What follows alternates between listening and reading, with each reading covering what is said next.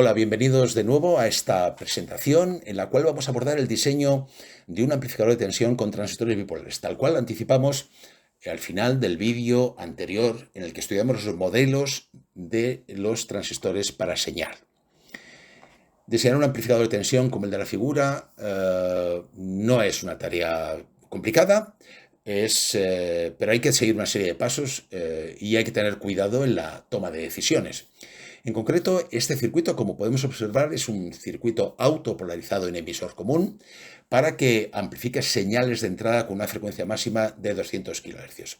Se ha seleccionado un transistor NPN por la sencilla razón de que el transistor NPN está basado en la movilidad de los electrones, que son los mayoritarios en este tipo de transistores, es mayor que la de los huecos y por esa razón y por los 200 kHz conviene utilizar un transistor NPN, pero en principio podemos haber utilizado un transistor PNP. También se sabe que el valor máximo de la señal de entrada en valor absoluto son 100 milivoltios y que la señal de salida no debe superar por arriba los más 5 voltios ni tiene que ser inferior a los menos 5 voltios. Bien, esta es la información de diseño. No se sabe cuál va a ser el valor de la resistencia de carga o si directamente la resistencia de carga, que esto suele suceder algunas veces, es la propia resistencia de polarización del colector, R sub C. O bien es la impedancia de entrada de la etapa siguiente, que estaría conectada a la señal V sub 0 de salida y que habría que tener en cuenta a la hora de polarizar el transistor si no la desacoplamos convenientemente, a efectos de continua y a efectos de alterna, las dos cosas. Bien, digo esto porque conviene comentar la utilidad de los condensadores C sub A y C sub E. Esos dos condensadores nos permiten hacer un acoplo para señal en el caso de C sub A o un desacoplo de continua, y en el caso de C sub E es un condensador de desacoplo de emisor para señal.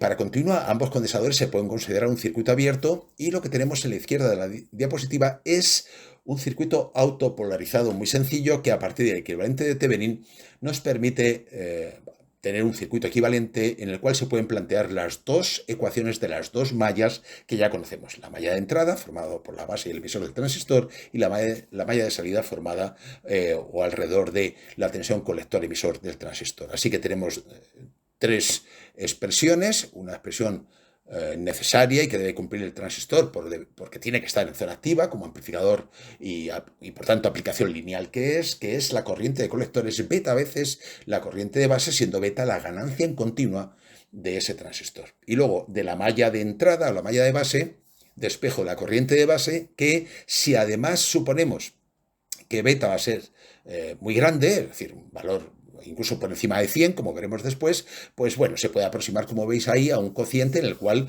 ese beta más 1 se aproxima por beta. Nada más que eso en cuanto a la corriente base. En cuanto a la recta de carga, esto nos permite simplificar 1 más beta con beta, pues son valores de beta muy elevados, y tenemos una ecuación razonablemente sencilla. Bien, en la selección del transistor,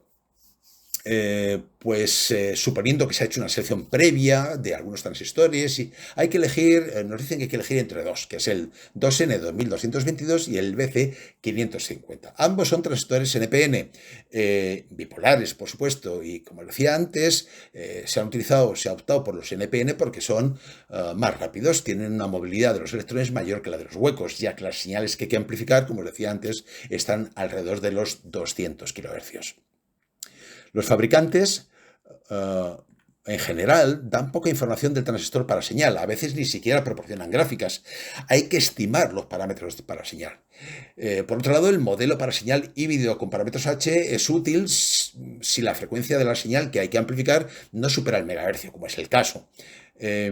Mientras que el modelo que decíamos físico híbrido en pi, pues se utiliza para frecuencias superiores, aunque en ese caso internamente aparecen unas capacidades parásitas que hay que tener en cuenta, capacidades internas.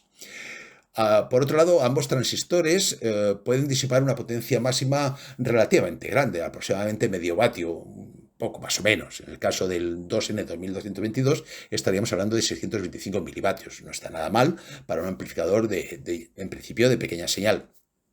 Pero tenemos que ser conscientes de que más adelante tendremos que incorporar la potencia disipada en alterna y, por tanto, tendremos que volver a comprobar si el transistor soporta todo esto, el transistor seleccionado. Bien, si hacemos una comparativa y vemos, ponemos en la misma diapositiva las dos características de los dos transistores, vemos que el 2N2222 no tiene curvas de salida en sus hojas de características, sino dos tablas, una tabla en la cual nos habla de la ganancia beta, o H sub Fe con mayúscula, que dice que es en cualquier caso mayor de 35-40 dependiendo de la corriente de colector de polarización. Luego nos habla también de la tensión colector-emisor de saturación, tensión base-emisor de saturación, frecuencia de transición, de la cual hablaremos después, que no está nada mal, en cualquier caso dice que es un mínimo de 300 MHz, y también cuáles son los parámetros para señal de tipo HIE, HFE, etcétera.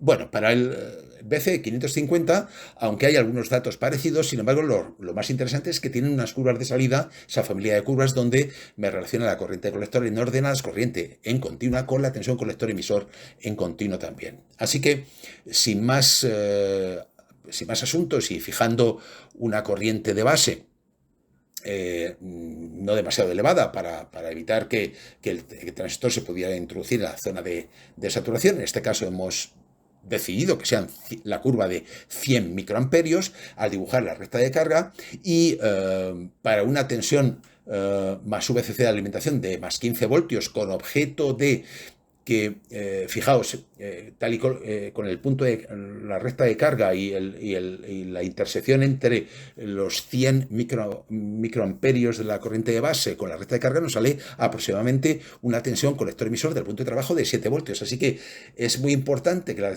tensión de alimentación sean 15 porque de esa manera evitamos que a efectos de señal el transistor se nos pueda introducir en saturación y en corte, como veremos después. La pendiente de esa recta de carga es -1 partido por R sub E más R sub C, y el punto de corte con los ejes de ordenadas, pues bueno, es el que tenéis ahí, que no tiene demasiada importancia para el desarrollo que estamos haciendo.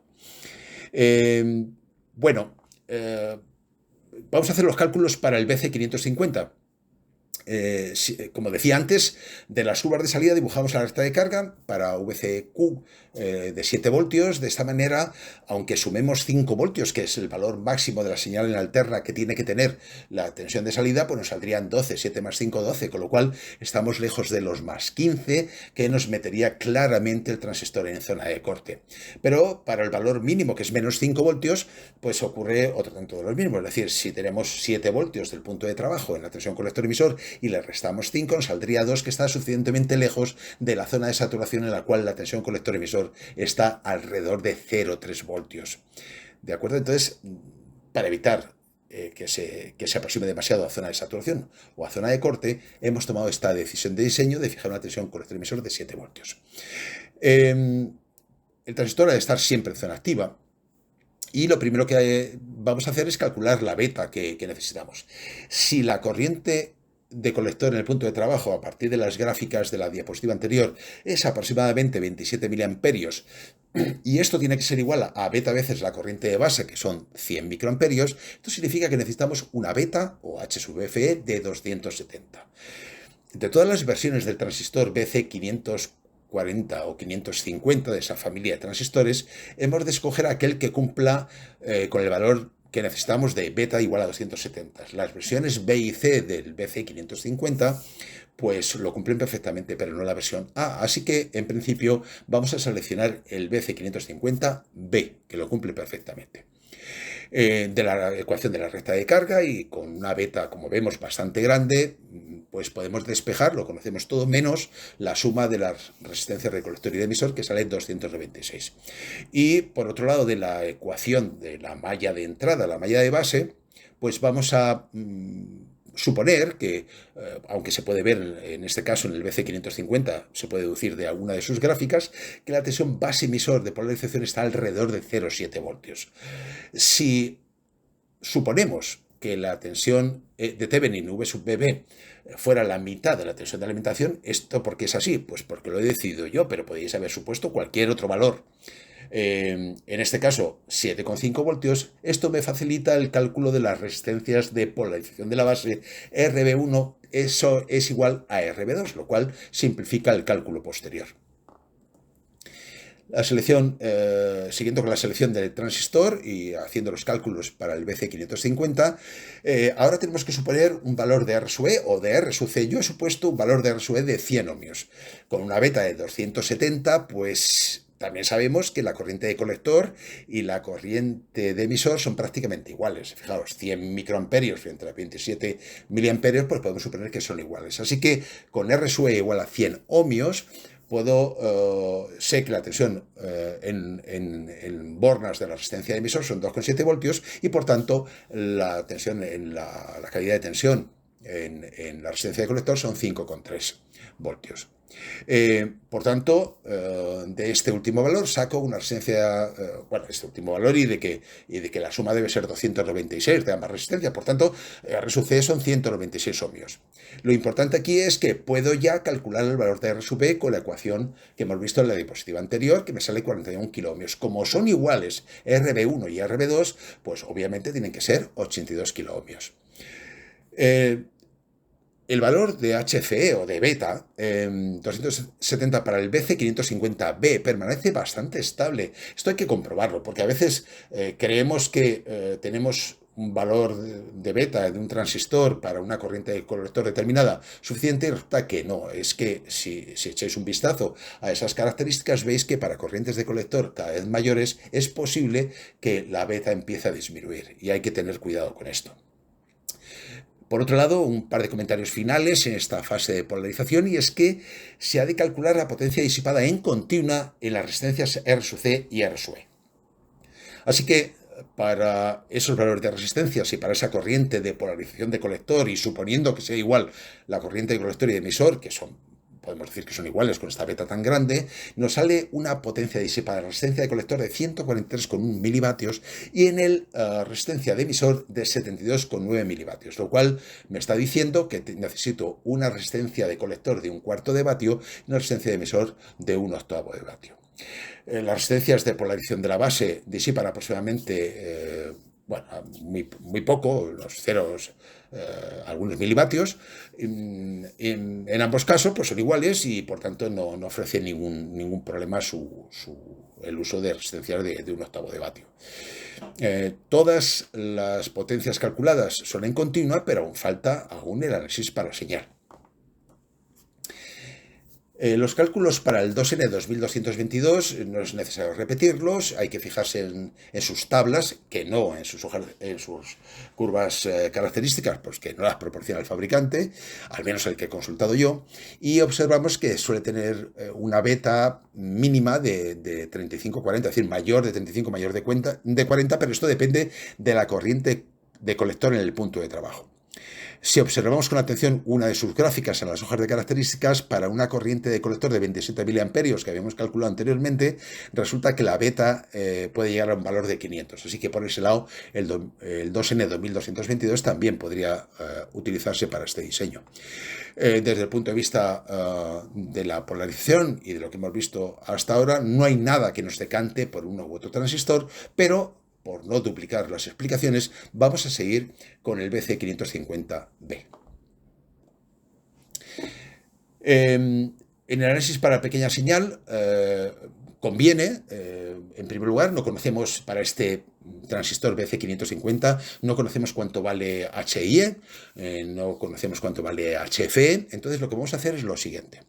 Lo primero es, a la vista del circuito equivalente con parámetros H, lo que conviene es que la corriente que entra por la base a efectos de alterna vaya toda ella a través de HIE, que es la impedancia de entrada del transistor a efecto de alterna. Pero sorprende algo más, sobre todo cuando uno se enfrenta por primera vez a este tipo de análisis.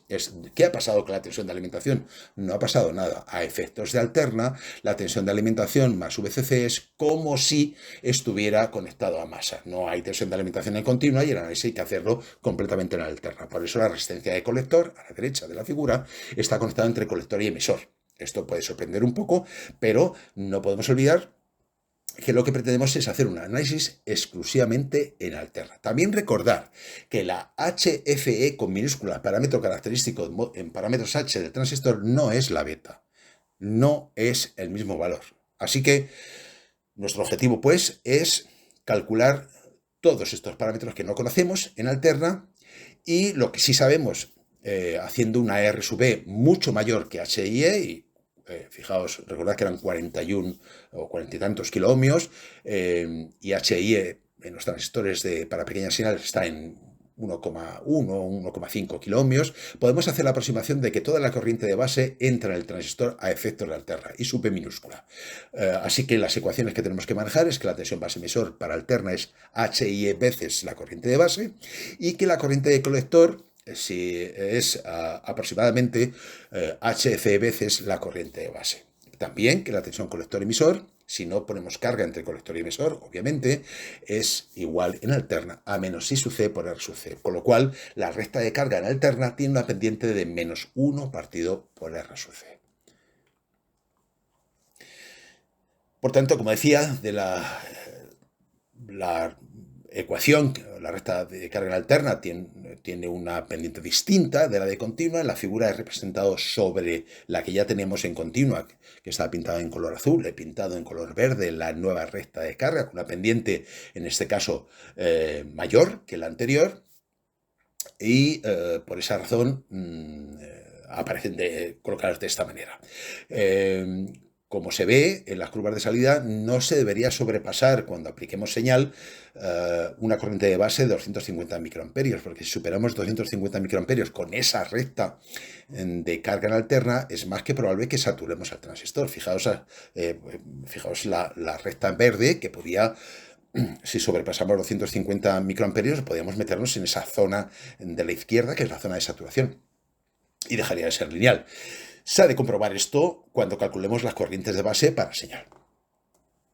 Bien, aquí tenemos un poco el diseño completo. Lo que hemos hecho es, para mayor legibilidad, se ha hecho un dibujo propio de las curvas características de salida, pero respetando los valores. Fijaos la curva de corriente de base de 100 microamperios, la que no hay que superar, que son 250 microamperios. La tensión de alimentación, que son 15 voltios. Y lo que sabemos, por tanto, es que a efectos de señal hemos dibujado, fijaos, las variaciones de la tensión colector-emisor.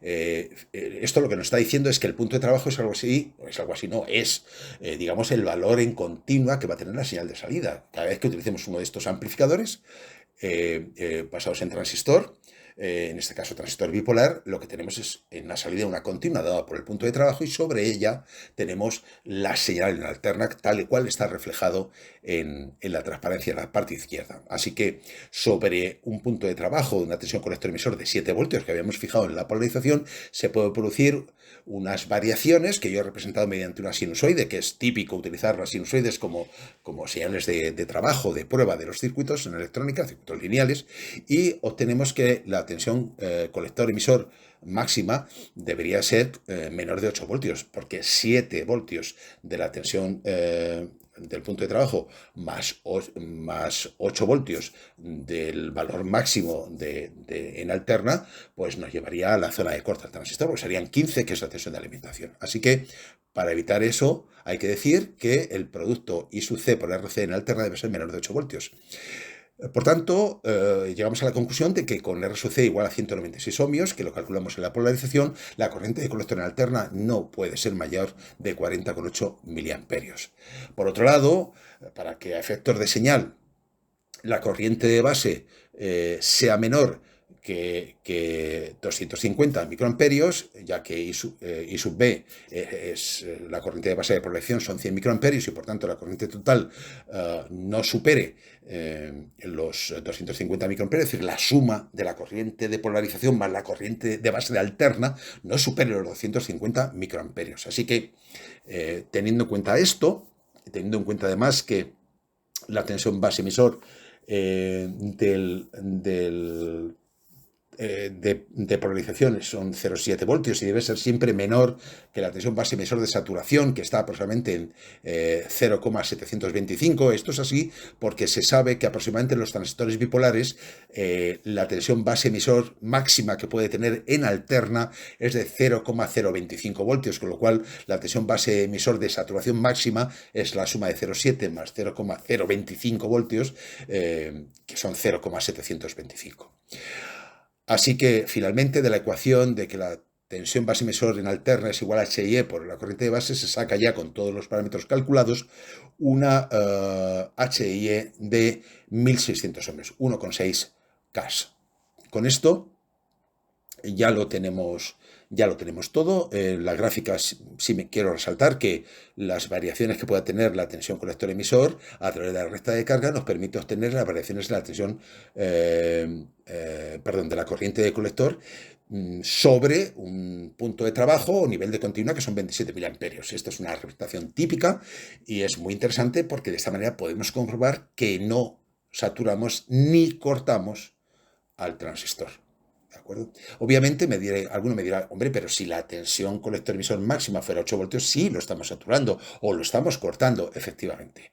Esto ya hemos hecho los cálculos con valores máximos, pero ya dijimos anteriormente que la tensión de entrada, su valor máximo no superaba nunca los 5 voltios en las condiciones de diseño y por tanto ese 5 voltios es menor que los 8 que tiene que tener en total esa variación. Bien, las últimas comprobaciones son que la frecuencia máxima de la señal de entrada sea menor que la frecuencia del polo dominante del transistor. Con una corriente de colector en alterna menor de 40,8 miliamperios, eso hace que la HFE máxima, es decir, la ganancia en corriente en alterna máxima, como veis en la figura, sean 325. Bueno, hay que tener en cuenta que HFE en alterna, la que se muestra en la diapositiva, la que se ha calculado, es la máxima posible, pero recordad que esto está hecho para valores máximos a los que no vamos a llegar porque saturaríamos o cortaríamos el transistor.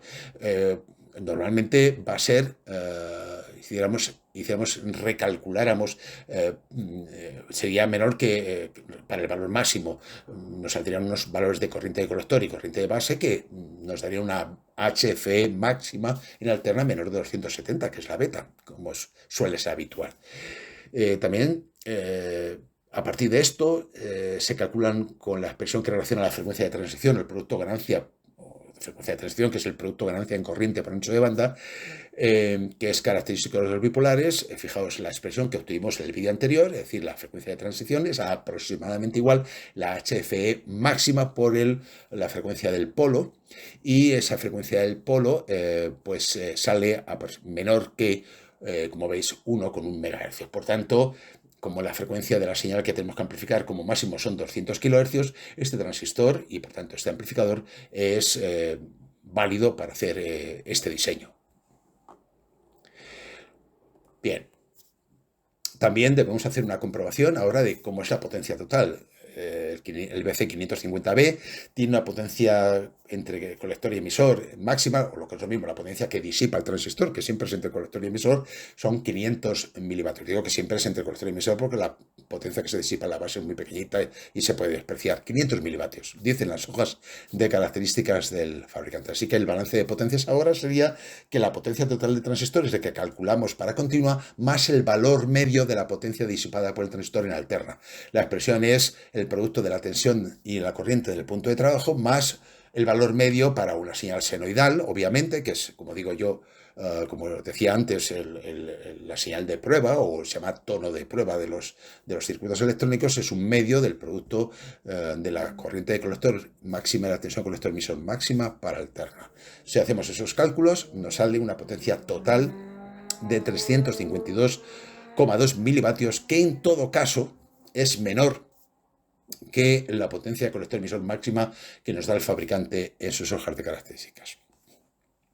Aunque se cumple el balance de potencias disipadas, como vemos en la diapositiva, no podemos descuidar el efecto que tienen. Es posible que sea necesario disipar el calor que se produce en el interior del transistor mediante algún disipador.